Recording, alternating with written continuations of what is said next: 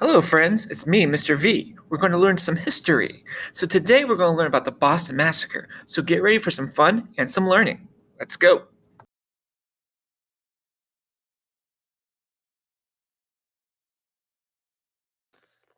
In the year 1770, Boston is starting to become a very successful city.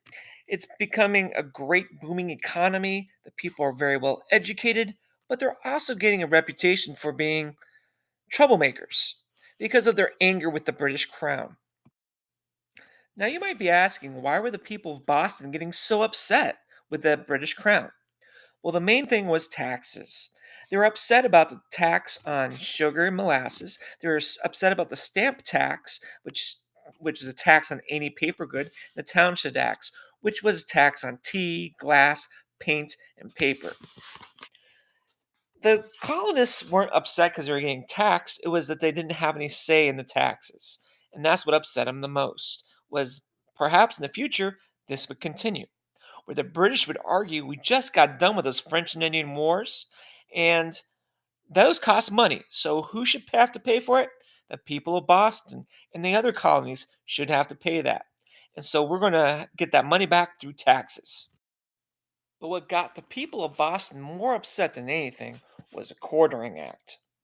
This is putting soldiers in their houses, and they had to feed them and have them live in their houses. And according to the colonists, the British soldiers were often abusing their powers, being rude, and just being jerks. At one particular rally, they were really protesting the taxes that were putting on them. So many colonists showed up to protest outside a customs official's name house named Ebenezer Richards. Ebenezer Richards did not win any beauty contests, up to my knowledge.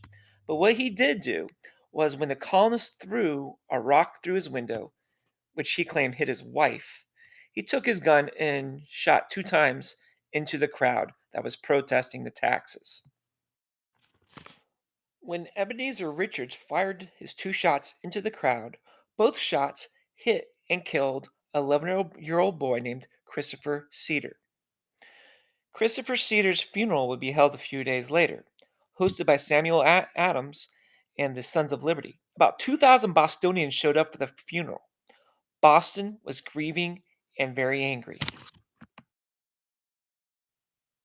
A few days after the funeral, British soldiers and the colonial workers got into an altercation, which was like a big street fight. Nothing happened there except for some black eyes and some bloody noses. But on March 5th, that is when the incident occurs. On March 5th, a very snowy night for Boston, Private Hugh White was guarding at this very spot outside a customs home. He was approached by a colonist who insulted him.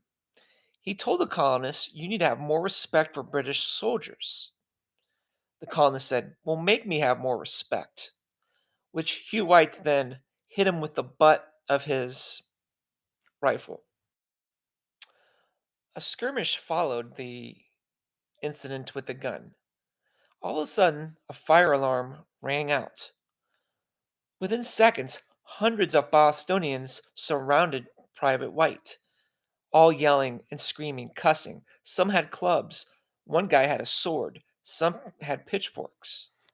Among the members of the mob was Private White, a runaway slave turned dockman, Crispus Atticus, who would later become the first martyr of the Revolutionary War.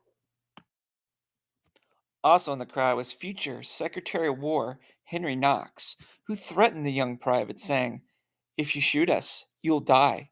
If you shoot us, you'll die." As the crowd became more angry and violent, Captain Thomas Preston rushed to save Hugh White with several other soldiers. They feared that the mob would kill Private Hugh White. Thomas Preston tried to regain order. He stood between the mob and his soldiers, trying to convince them to calm down. But the colonists began to throw snowballs. As Preston tried to calm the crowd, His men began to load their guns. The crowd yelled at him, "Fire, fire, fire, fire," to taunt them. At that moment, a club flew in, hitting one of the British soldiers, knocking him to the ground. As the soldier got up, someone from behind him yelled, "Fire!" The soldier fired. Hearing the first soldier fired, the other soldiers fired as well, but not in unison. Sporadically for the next 90 seconds, they fired into the crowd. After the firing had been completed, the crowd retreated to another street. When the firing ceased, Crispus Attucks, Samuel Gray, and James Caldwell were on the ground dying. Samuel Maverick and Patrick Carr would die later that evening. The soldiers were arrested within hours, but damage was done. The colonists had what they needed, a major event to unite all the colonists. Paul Revere created this painting, calling it the Bloody Massacre. The people of Boston were furious. They wanted justice. They wanted to see the soldiers punished. But who in their right mind would defend the soldiers? A man stepped forward, none other than the second president of the United States and co author of the Declaration of Independence, John Adams. Was John Adams supportive of the British? Definitely not. He was one of the most outspoken protesters of the taxes. So, why did he do it? The reason he did it was because he believed that every man should have a right to a fair trial and every man should have a right to have their story told.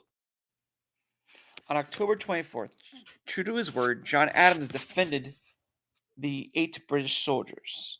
The British soldiers received a fair trial. In the trial, John Adams argued that the soldiers acted in self defense, fearing for their lives from an unruly crowd. The jury agreed, and all 8 men were found not guilty of murder.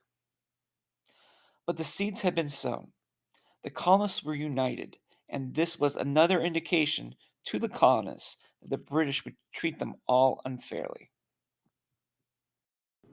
Well, that just about wraps it up for today. But if you had a good time and you learned something, push the like button. The like button tells me we should make more videos. So next time, love and happiness and all that you do. See ya.